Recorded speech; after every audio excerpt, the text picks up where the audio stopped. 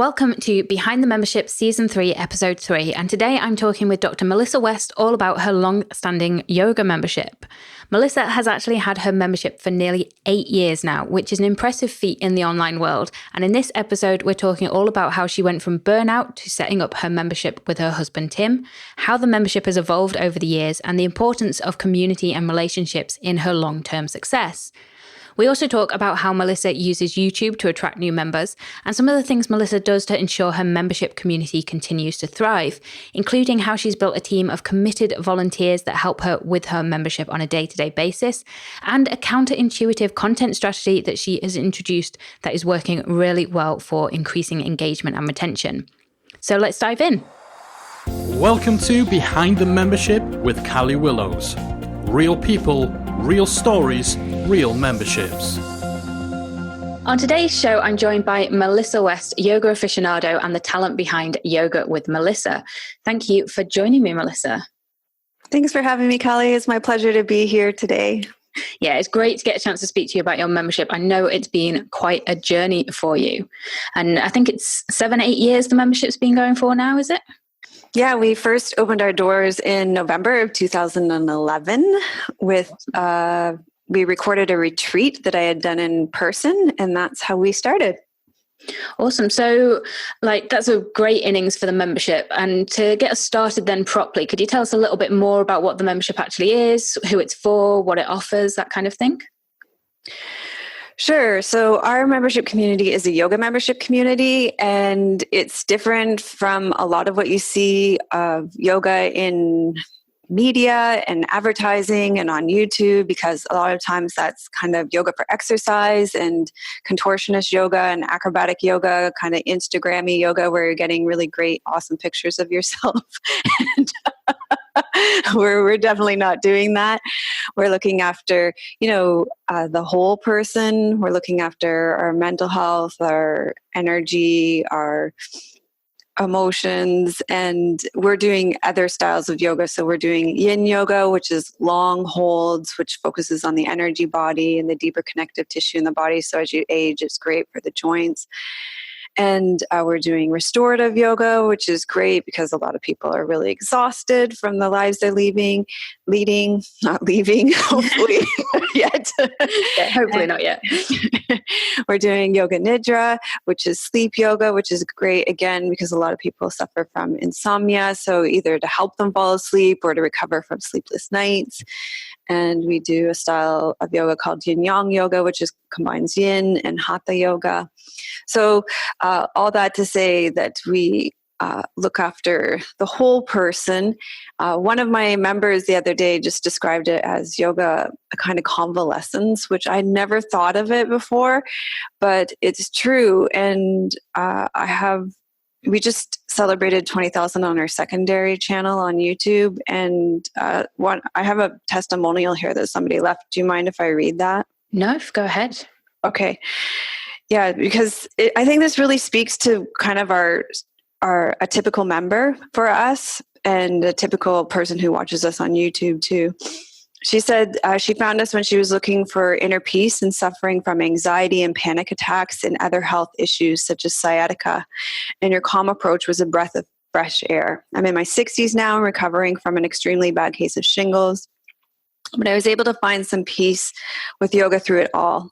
I especially enjoy your outdoor yoga with Tim, that's my husband's, videos of beautiful scenery, and also your plant-filled room. I used to film in one of my students' rooms. She's a teacher, and she gave me the keys to her house. We used to go in and film there while she was teaching. So that just, she says, I want to thank you for your style of real yoga for real people. She said she's been watching us for years. And you're the only teacher that made me feel like it wasn't too fast for me, and with poses that I'd be able to do but not feel intimidated by. I shy away from group classes, but I felt a connection to you. You're so calm and reassuring. So this is something that we hear again and again from our students. So that pretty much sums it up. Yeah, I mean, that's amazing feedback for you to be getting as well. And so how did you actually decide to start a membership site? What inspired you to do that? Well, I have been teaching for a number of years. I started teaching yoga in 2003, and to make money as a yoga teacher, you have to teach a lot of classes, and you have to have a side gig as well. So, well, at least that's how it was working for me. So I was teaching 10 classes a week, and that's pretty low as a yoga teacher. And then my side gig was I was doing Thai massage and yoga therapy during the day. So I would get up at 6 a.m, practice my yoga. I would teach a morning class or two. Then I would come home and I would see Thai massage clients and yoga therapy clients. And then I would go out again at night and teach more yoga. And I get home at 10 o'clock at night and do the whole thing again. So it doesn't take long for that to become a recipe for burnout, which happened to me. And I got a migraine. It didn't go away. So I had to give the whole thing up and come up with another idea. And just prior to then, we had started filming my classes for YouTube. And in 2009, we had started filming my classes for YouTube because people loved my classes. They were themed. And so if they missed them, they felt like they really missed out. But I'm pretty creative. So I was always coming up with new ideas for my classes. And so we started filming them and putting them on YouTube. And we realized that we kind of needed a business model behind it because we weren't making any money on YouTube. In 2009, nobody was a YouTuber. Yeah. I don't even know if there was AdSense back then. I mean, there were 3-minute videos back then. We were basically it was really short, yeah. Yeah, we were directing them to something else back then. We were filming on tape back then. I mean, it was crazy. It would take us all night to upload. It was like our videos were released on Friday then because it took us all week to produce a video. It was crazy. But anyway, back then there was a podcast. This is really old school, by Tim Reed and James Schramko called Freedom Ocean in 2011. And they laid out all these different business models. And one of the business models was a membership community, business models of how you can make money online. Because I was online and I was like, okay, I need to figure out how to make some money doing this. And the membership community made the most sense to me. It was something that, I felt like I wanted to continually contribute and build and connect with the community of people that were connecting with me on YouTube. So I felt like that was something that I could do. And so in November of 2011, we opened our community. Awesome. And you work alongside your husband, Tim, as well, don't you? Was that always the plan or did that come along later? That grew organically. So Tim worked his own gig in Toronto. We used to live in Toronto. And he did business services and printing, and he sold used cars. He did, basically we were doing whatever it took to make money and to get by. And a couple of years into the membership community, so 2011, 3 years in, 2014, a couple of years in, we realized, you know what, everything we're doing isn't location specific. We could be doing this anywhere. And so we wanted to stay in Canada, and we looked on a map. I knew I wanted to move out west again. I'd lived here as a child. Tim, I said anywhere in BC, and Tim looked on the map and said he wanted to be on Vancouver Island. So we moved out west, and by 2014, he came into the membership community business and helping with YouTube and everything full time. And he has some side gigs now because he does a lot of photography and stuff like that. But now it's like passion work, right? Before it was grunt real work. Real work. Yeah. Now he does passion work that he really loves. Yeah. So 3 years in, he came on full time because I really needed him. I really needed the help. And he does all our customer service, and he does all the tech stuff, and everybody loves him. And I think that everybody needs a Tim in their business, because for me, I do all the connection with the community, and I do all the content creation. And I think having somebody like that look after all the the money side of things and all the customer complaints and stuff allows me to have that real connection with my members too. So I'm not ever knowing about all that stuff going on. It's like, any questions about that, just talk to Tim, and then Tim deals with all of it. Yeah, that's awesome. You've been able to work together like that, though, and kind of have that partnership in the business. You know, obviously Mike and I do that, so I'm a fan whenever I see anybody else doing that as well, because I think it can work really well. Yeah, you guys never fight, right? Almost never. Never anything to do with the business. So yeah, but no, I love working with Mike, and yeah, as I said, it's always nice to see other partners that are doing it as well. I think what works about it is that we each have our own roles in the business. That makes a big difference. And really appreciating each other too. Yeah. Yeah, it allows you to focus on what you're good at. And so, as you said, if you can focus on the content and the community, and Tim deals with kind of the more behind the scenes things, then it frees you up to do what you do best, essentially. Yeah. And if you can both really support each other in what you do, then it makes a big difference. Yeah. Yeah, it really does. And so obviously before you started the membership, you were doing classes and things like that. Do you still offer other services and products, or is it just the membership now? Yeah, we have one product. It's our membership community. That's it. Yeah. Yeah, no, that's it. Mm-hmm. It keeps us so busy. We have no time. I don't know how other people have other products. Yeah, I think it's definitely a slightly different model when you're all in on the membership and it's full time versus when the membership's kind of just one of the things you offer. I think definitely see kind of the way people manage those differently. But yeah, so a tough one now then. What would you say has actually been your biggest challenge that you've had with the membership over the last 7 years? Okay, so I would like to answer this question by talking about something that I feel like has been a hurdle that I've overcome, and it's something that I really learned from connecting with people in the Membership Academy. And this is working with people. So one of the things that I found would be a big challenge for me for a long time in the community was that the people that weren't contributing to my community in a positive way were taking up a lot of my time. So, people that were complaining or having problems, they were just a big time suck. And I wanted to be spending my time with our A team members, the ones that were contributing and giving a lot to our community. And I raised this point in our community. Somebody asked in the community, they're going to be speaking at your conference. Oh, Diana Tower. That's it. She said, what's the biggest challenge in your community? I mentioned that to her. And she just said, there's a way to, and just the way she framed it, she said, there's a way to put your time with the people that are giving the most to your community and not to spend all your time on the people that aren't. And just the fact that she said it and just a little bit of discussion around it, it was like a light bulb moment for me. And so now I recognize when those things come up in our community, it's like, okay, hold on a second. Is this a person that's contributing in a really positive way in my community? Are they one of my A team? Are they making a big difference in our community? Or is this just somebody that's draining my time? And I can usually very quickly see if I need to put a lot of time into this situation. And that's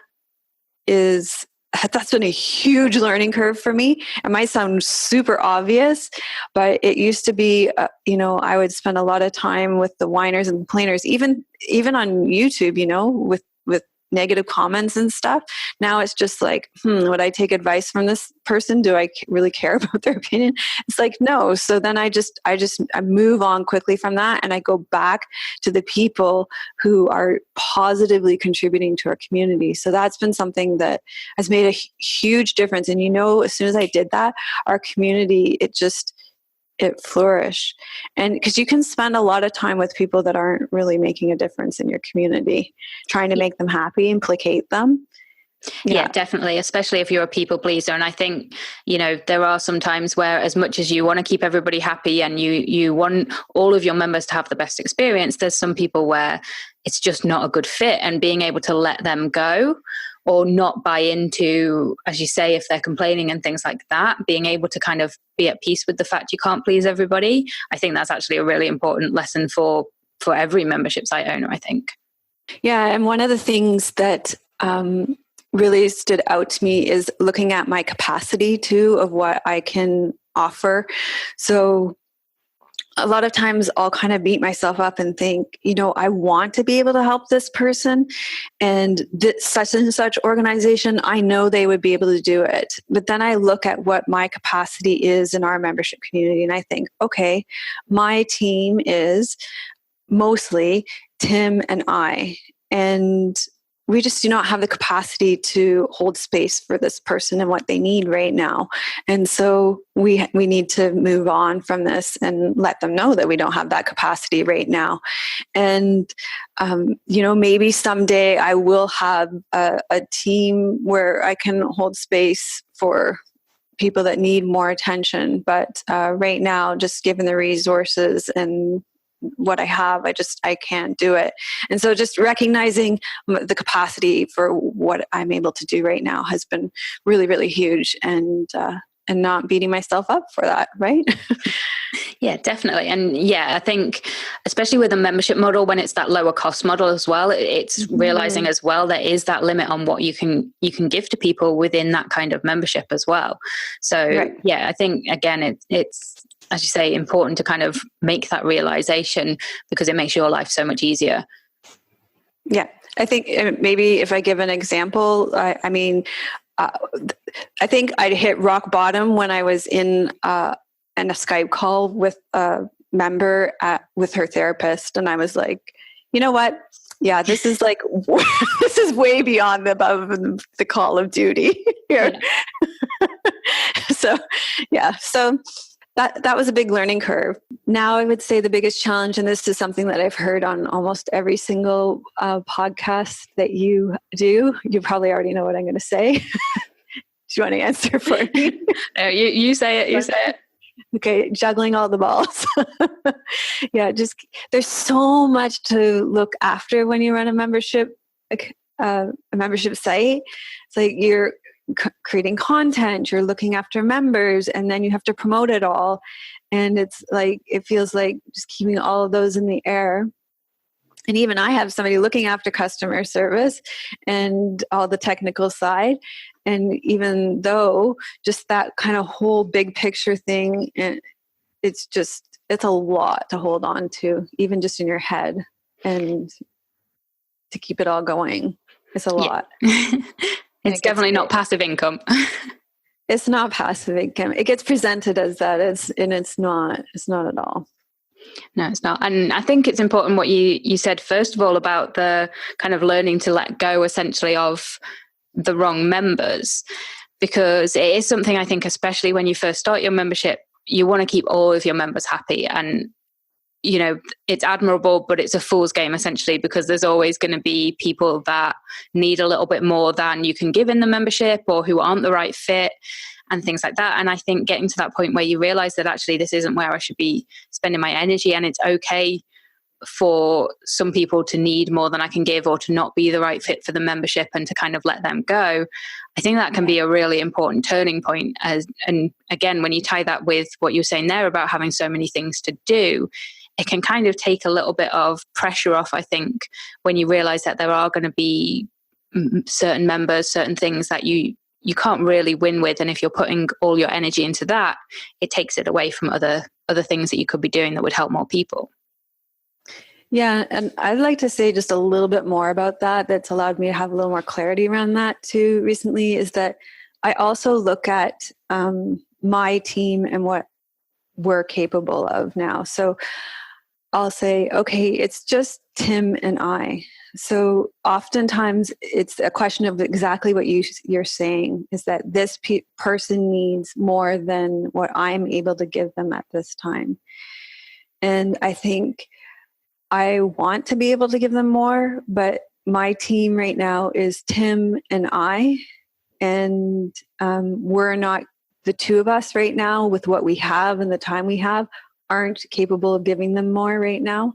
And I think sometimes I'll find myself comparing myself to like another organization, and I think, well, that organization can do it. And I think, but I'm not that organization. That organization has this huge team.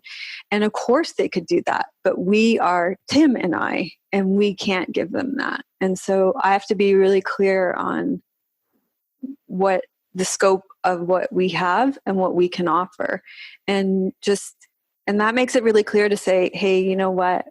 We're just not able to give you what you offer. It's not a good fit.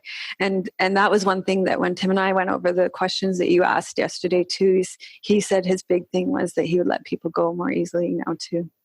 Yeah, I think that's really interesting. And as I said, I think it's something, most membership site owners will realize at some point or other, but it can take quite a long time to get there. I think, and 8 years. Yeah. And I'll be the first person to tell you that the most important thing to me in our membership community is the people. And also the most important thing that I've learned is to let go of people. Yeah, it's definitely hard, but it's the same thing, right? It's like the two sides of the same coin, I think, right? Because in order to value the most important people, you also have to be able to realize who you need to let go of too, I think. Yeah, definitely. And so you mentioned there about the community side of things. So actually, I know you've just undergone kind of a big site revamp, but for a large part of the time you've had the membership, if I remember correctly, it was all run through a forum essentially, wasn't it? So it was all kind of community based. Yeah. Yeah. So when we started our community in 2011, you guys weren't around. And so it was really hard. And we didn't know about you until like when we found you last summer. Thank God we found you.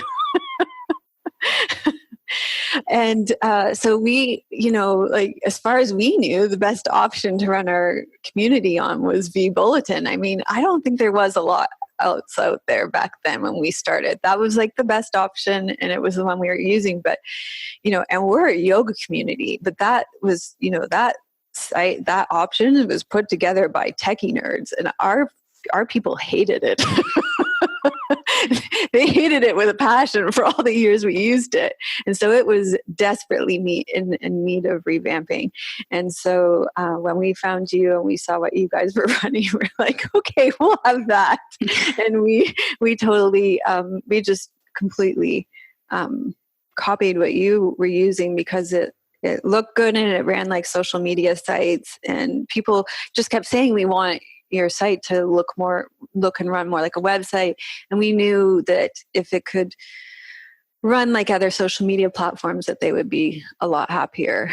And so, yeah, you're going to ask me what we're using now, but you no, that's fine. But what I want to kind of highlight there is essentially you said there that members hated it and they found it difficult to use and things, the previous software, but at the same time, you still succeeded for 6-7 years with that tech, even though it wasn't necessarily the ideal option or what your members liked. So I think that's kind of a testament to the community that you built and what you were offering, that despite the tech maybe being less than optimal and not what your members wanted, you still built a successful membership that's kind of lasted the test of time anyway. Yeah, and I think that speaks to the kind of philosophy behind our whole membership, which is that we're about community. And I'm always asking myself, what can we do together? And so even though we had this total garbage platform that everybody hated, we were always doing things together. So in our community, we have something called the Daily Yoga Connection, and we have monthly themes. So every week, and we have teams of volunteers in it's kind of hard to talk you hold through the whole thing so I'll try to do the best. We have teams of volunteers. So every week, one of our carriers of the teachings brings one of the themes forward into the daily yoga connection, and one of the guardians of the community supports everybody in the daily yoga connection. And what they do is they curate content around a theme. So let's say we have a theme, like right now our theme is this month is myofascial May, so we're doing myofascial release this May. And so they'll go into our video library and they'll pull out a class for every day, short videos during the week and longer videos during the weekends when people have more time, short videos when they have to get to work. And then everybody goes in all week and they all practice together. They talk about their practices during the week. And so everybody's practicing the same class every day. They're talking about how it was for them. Our guardian of the community makes sure that everybody gets a response and acknowledgement. And woohoo, you practiced today. That's awesome. And that's like one of the ways that we're doing things together every day, you know? Yeah. So that's a very community oriented thing. Yeah, I love that. And I can imagine that that's really great for kind of not just engagement and retention, but also bringing those members together and helping members connect with each other as well. Right. And it takes away from the overwhelm of, like, you go to the video library and it's like, oh my God, there's 500 videos here. I'm so overwhelmed. I'm going to spend my whole yoga practice time choosing a video. No, we've just taken all that choice overwhelm away for you, and today you're going to practice this. And if you don't like that practice, then do Tuesday's practice. We don't care, right? Just take one for the week, whichever is good for you, right? But then presumably you still have that video library there for those people who do just want to come in and pick and choose, they can still do that as well. Yeah. So you've kind of got the best of both there. Exactly. The other thing I find interesting there is you've mentioned that, it's just you and Tim, but it sounds like you actually have a lot of your community on your team as well. So you mentioned there kind of you have your guardians of the community and things like that. So they're kind of maybe not official team members, but essentially are helping with that kind of day-to-day community element of the site. Yeah, we do have actually quite a big team. It's a volunteer team and it's all come from the community. Right now there's around 11 people on the team because that team kind of grows and kind of growing, shrinking all the time too. But because it's volunteer, I don't know, I think probably even if you paid them, it would grow and shrink too. These things come and go, but that team is integral to the community because and that took a long time to grow as well. And it's something that I'm super proud of. I mean, that every part of running a community is a learning curve. And that was something that I had to really learn and grow into, was creating a team of leaders as well. And so there's the carriers of the teachings. And so a big part of that team runs the DYC, the Daily Yoga Connection, where they rotate through who presents. We also have somebody who runs a moon phases section, and she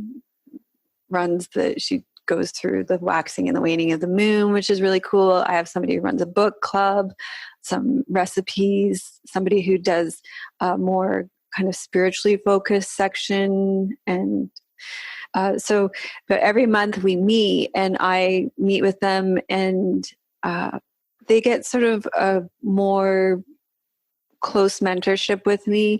And also I just present the teachings that we're going to have. And we just met yesterday, but they also help me. So, after we presented the teachings that we're going to be carrying into the community for June, we sat down, we just talked for half an hour about, okay, so where are we going for July and August? And what do you think about this? And what do you think about that? And we just kind of brainstormed together. So they helped me a lot too, because it's part of that holding all the balls in the air and being the only one making the decisions. And it's hard.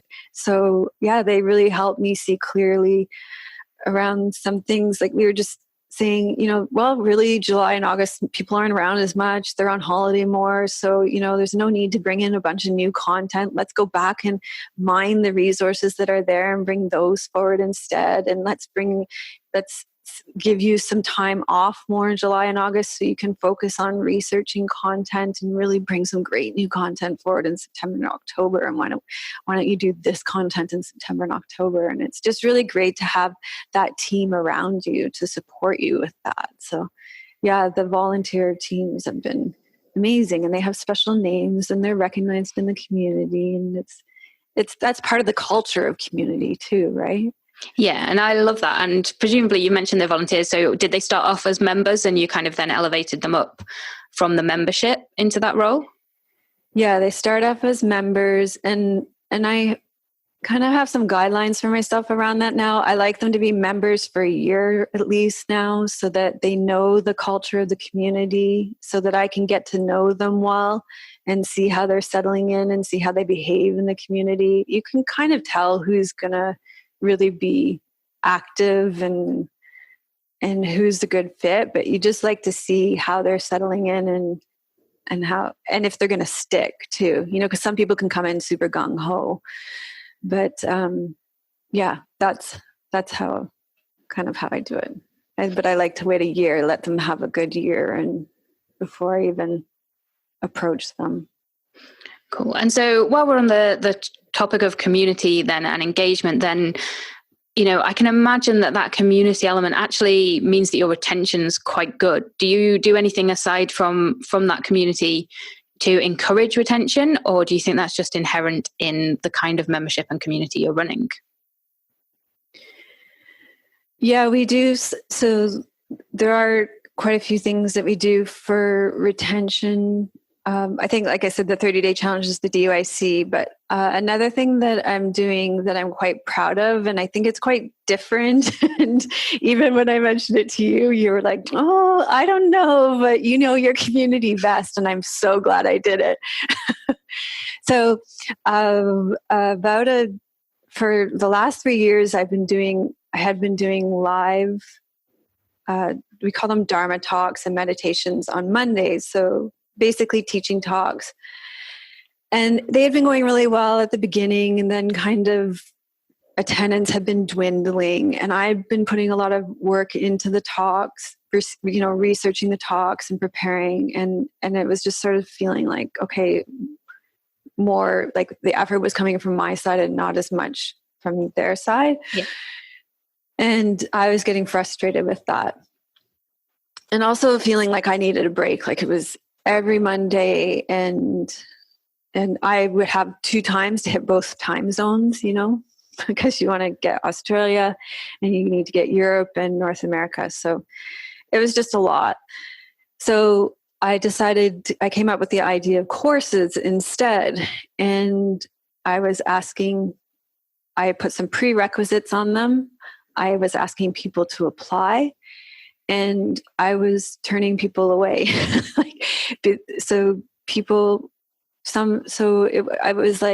I called them advanced courses too. So I wasn't taking brand new people to the community. I was saying certain people had to, if I felt like there was too much going on in their lives, then it was not going to be a good time for them. Maybe now would be like, a lot of emotional stuff can come up when you go into this deep spiritual work. So it was just like, now is maybe not a good time for this. Maybe another time would be good. Or it was like, really you need to go back and do these classes before you jump into this work. It was things like that more than like, no, you're not qualified for this course. That was more the turning away.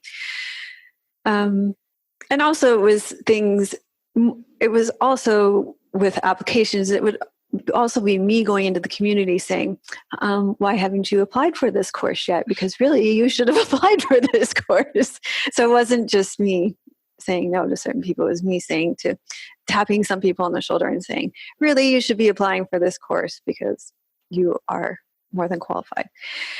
So that took my engagement in those classes, so that to me they were always full. Like they had, I like my class sizes to be around 12, so they always had 12 in them.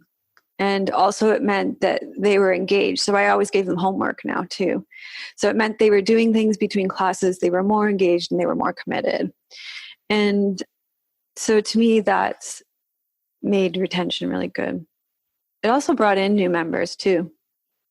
Awesome. And so to clarify, those courses are included in the membership, but only available to us 12 members each time. Yep. Yeah. And I think that was the thing. I remember discussing that with you and saying that, would that put off, all the other people that don't get to do that course and things like that. So it's great that actually that's worked really well for you. Yeah, it's kind of interesting because you would think, I get your point about that, but they kind of self-select. they kind of think, oh, well, I don't really have time for it this time around, but I'm going to do it next time. And it makes them more attractive too. Like, oh, I missed it last time, so I have to make sure I get it next time around, And I make them close too. So if you're not on the course, you don't have access to them.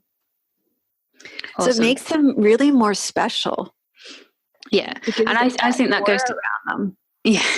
And I think that goes to show as well how knowing your audience the way that you do, knowing your members and what works for them and how they'll react to certain things really makes a difference. Because as I said, I know some memberships where if they did that and they kind of had something that was just available to a few members or something, it would be a terrible idea. But as you said, for you, it's worked really well, both for engagement, retention, making those members feel special, and also making other members aspire to kind of want to be in the next round. So that's kind of a complete win for you. And even to get new members to sign up. Yeah. Yeah. So that's been really cool. Yeah. So I really like that that's worked really well for you. So actually you mentioned there about new members signing up. So how are you actually getting new members to the membership? What are you findings working for you for getting members in the door? So I think like our tried and true is the freemium model with the YouTube funnel. So we have a YouTube channel. We put out a yoga class every week, and we funnel that into our membership. The best way we find is to get people on our mailing list. And so we have different opt-ins. We have a whole bunch of different opt-ins, and we find, Tim kind of keeps track of all of this, but he usually finds that people that have become members are in one of those kind of opt-ins, email opt-ins. Yeah. So that's the usual way. But I do have to say that every time we change something, like, you got to keep it fresh. Every time we change something, that's when members come in. Yeah, that's really interesting because I think, you can get something that's working really well for you, but after a while, if you're just doing it to the same audience, then it can get stale. It can stop being as effective. So as you say, changing things up, even if it's just, I know sites where, again, YouTube, you just slightly change the style of the video that you're putting out. And even that can just make huge difference because it's just that extra kind of pep or freshness, as you say. Yep. I really think just the constant change, which it kind of drives me crazy because I like things to be steady and calm, but it's the change that makes people, the constant newness that it just must pull different people in, right? You speak to different people in different ways. Yeah. Yeah, definitely. And so with the YouTube content then, do you, you've been doing that for, I think, 10 years, you said, do you actually kind of batch create that in advance, or do you work on a more kind of ad hoc basis with the content you're putting out there? Yeah, we don't batch create. We have two channels actually. So on one channel we batch create because we do long form content on our main channel. That would be, I don't know how anybody batch creates on long form. You're doing it today. I don't know how you do it. It's just not in it. I mean, I guess maybe it depends on what you're doing. But for me, it's just not possible. So I have to do what works for me. So on our main channel with the long form content, it's just, there's something about doing it in real time that's always worked for us. And as much as we try, it just works for us to do it week by week. On our secondary channel, we do batch film because they're like 5-minute videos, usually 5 to 10-minute videos. And last night we were out and we batch filmed 4 of those. So depends on which channel, I guess. Cool. And so I think, again, you mentioned there, that's what works for you. And I think that's an important part of getting to grips with kind of running your membership site is actually finding what works for you when it comes to content creation and things like that. Because all the people in the world can say you should batch everything, but if that doesn't work for you, it's not going to lower your stress levels. It's not going to lower the time that's taken and things like that. Yeah, you definitely have to find what works for you and not do what other people are doing. And that takes, I think, a lot of courage, and it takes putting on the blinders and staying in your own lane. Or if you're into yoga, just keeping your eyes on your own yoga mat and figuring out what works for you for everything. Because that, honestly, that's what's going to resonate with your own audience the most too. Like, you can think, like, I think about some of the things that we've done that's most popular, and it does well. But anytime I come up with something that I think is, that I'm excited about, but I don't think this is going to fly because it just seems, too kind of out there, our audience always goes nuts for it. I love that. Yeah, I think you have to go for it. And the more I do that, the better it goes. Awesome. And so what is kind of a life as a membership site owner like for you now? Do you have a particular routine at all? How does the membership fit into your day-to-day life? Yeah, I think I was thinking about this, and I think although most days are different, they're kind of the same too. And that's what I love about being a membership site owner, is that there's a lot of variety. And there's a routine too. So I love living here. We just live in the most gorgeous place, in my opinion. And we get up early. I like getting up early, and I usually practice some yoga or meditation. And then mornings I like dedicating to creative, high thinking things. So usually content creation of some kind. And lately we've been filming either early or late. So we get the really nice light outside. It's because we're in the nice time of year right now. So we're filming outside right now. So we either film at 7 a.m. or 6 p.m. So we get golden hour on either side. And also then we avoid the leaf blowers and the power tools. They generally haven't started up yet. So that helps us a lot with that. I try to keep...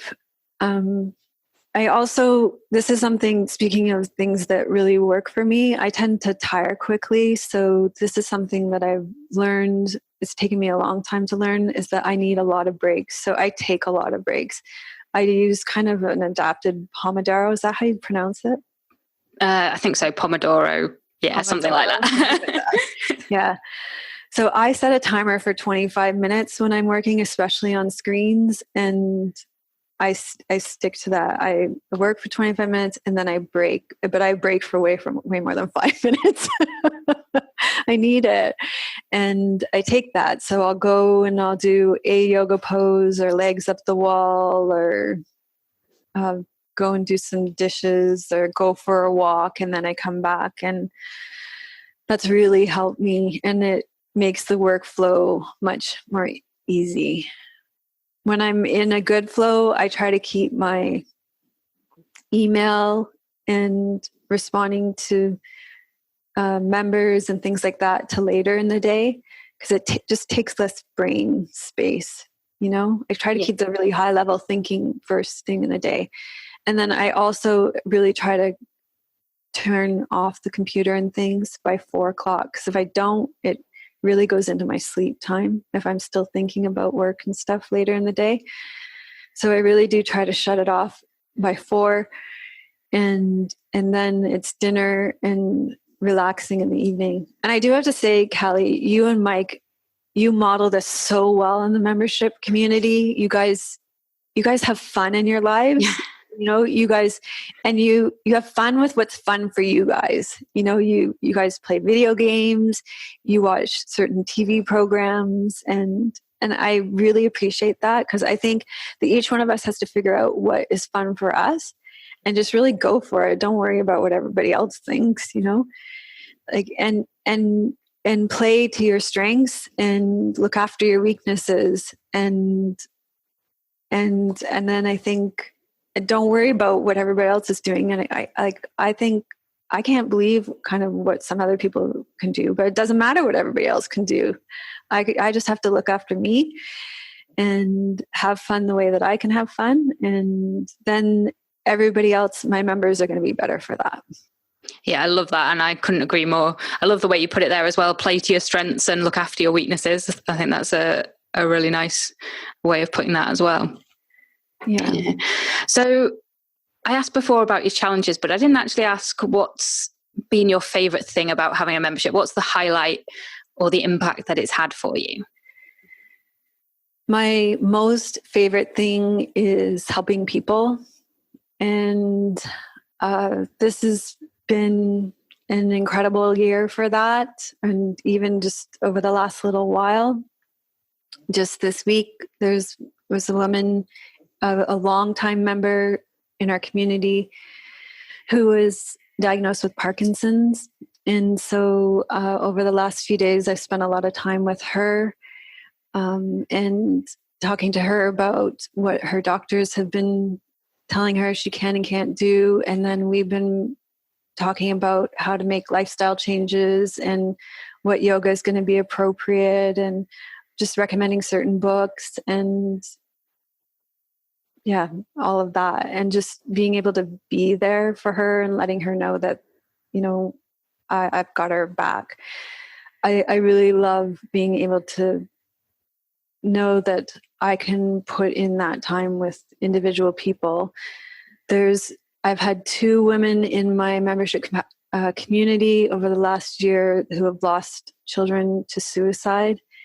One of them in particular, I have spent a lot of time with over the last few months. That has just been a blessing to be able to know that because I'm in control of my time and I'm the boss of me, I can drop everything when I want to, when I need to, and just spend time with her.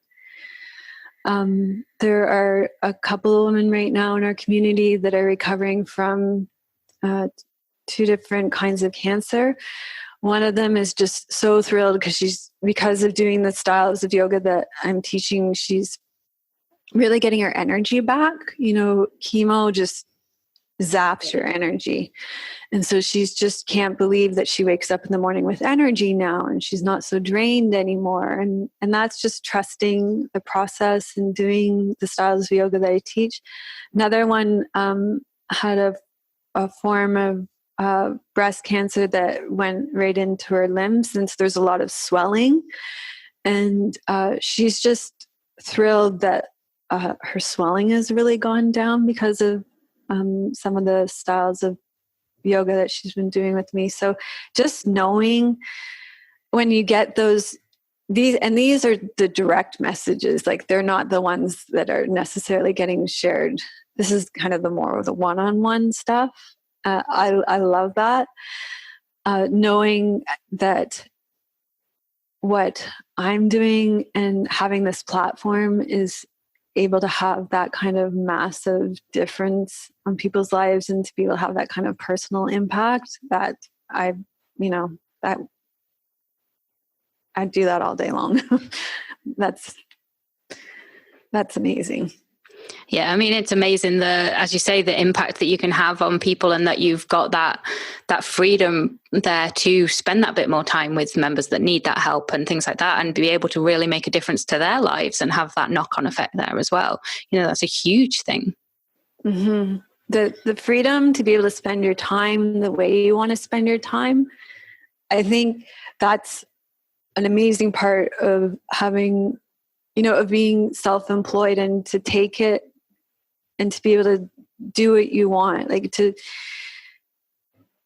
the best part about having a membership and being self-employed, just saying that, I get to choose what makes me happy about this. And my version of success is going to be unique to anybody else's. And for me, that kind of one-on-one and small groups and spending a lot of time with people, that really lights me up. And so I love doing that. So I'm going to do more of them, and when the need arises, I'm going to be right there for the people that need me. Awesome. So is there anything you'd actually wish you had known earlier or would do differently if you were starting again? Definitely wish I'd known about Membership Site Academy earlier. I don't know what took me so long to find you guys. I mean, all those times I felt so alone, because especially as a yoga membership community, I think, a lot of times I think we're supposed to, the branding around it isn't like to be very business oriented, right? So we don't talk about that publicly, but we have to be smart that way, or else we're not going to get paid and we're not going to be able to continue to do what we're doing, right? Yeah. So, I wish I'd found you guys earlier.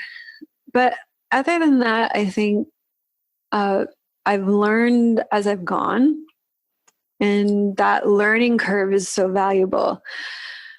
I know that Tim tried to hammer it into me earlier how important community was, and I wish that I'd learned that earlier, but I learned it as I learned it, and I get it now. It took me a while to learn it. It's a hard one to learn. I thought content was most important, but it's not. Yeah, it definitely sounds like the membership now, as you've been talking about it, is very much more focused on that community element. Mm-hmm. Mm-hmm. And so finally then, I would love to know what's next for you. What are the goals for the membership? Where would you like it to be in the next year? My biggest goal is to run in-person retreats. In the next year, we have a couple of little things left to do with the membership redesign on our main site and stuff. But once that gets done, then our next goal is to run in-person retreats. First here on the island, and then we have some key locations that we're looking at in Australia and Europe. Yeah. Awesome. And so would they be for members or would they be open for kind of everybody? They're going to be open for everybody, but basically members are going to get a discount that means that their membership is free. You know what I'm saying? Like It's going to be like, if the member price is going to essentially be discounted so that the cost of their membership is going to be do you know what I'm saying? Yeah. Awesome. Yeah. I love that idea. I'd definitely like to see how you do those retreats. I always love that kind of thing and bringing in that in-person element as well. Yeah. So if someone wants to check out the site, where's the best place for them to find you online? Yeah, just our website, which is my name, melissawest.com. That's, 1 L, 2 S's. Awesome. And I'll be sure to put that in the show notes as well. And so final thing before we wrap up then is, what one piece of advice would you give to somebody who is starting a membership today or thinking about starting a membership? I would say to focus on people and building community. That I think relationships are the most important thing, and to just really focus in on connecting with people and building. I think community is a word that's almost become cliche in anywhere it gets used. So build relationships, connect with people, and really do that. Don't just throw around the word community, but actually build relationships and connect with people. And then you will actually be able to, when you open the doors to a membership, you'll actually have people come in. Awesome. I love that. Thank you so much for joining me today, Melissa. It's been a pleasure talking with you and hearing a bit more about your membership journey. And I'm looking forward to seeing where the next 8 years take you. Yeah, can you imagine? Can you imagine when we're celebrating 20 years with a membership community? Gosh, that's going to be kind of crazy. Yeah, you've definitely got to do a good celebration for that one. Yeah, oh my gosh. Thank you, Callie. And thank you for joining me. That's it for this week, folks. Thank you once again to Melissa for joining me on this episode and sharing her membership journey with us. I particularly love how Melissa talked about learning how to let go of the wrong members so that they weren't detrimental to her time, mindset, or the larger community. And I love the things Melissa is doing with her community, such as her daily sessions and the way volunteers help her to keep things running nicely.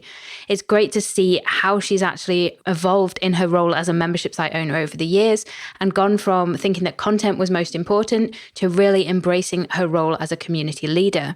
And if you want to check out more of what Melissa is doing, then be sure to head over to melissawest.com or head over to themembershipguys.com/BTM25 to find all Melissa's details and links, as well as this episode's show notes and, of course, the transcript. Thank you again to Melissa, and thank you to you for listening as well. Join me same time, same bat channel next week for another episode of Behind the Membership.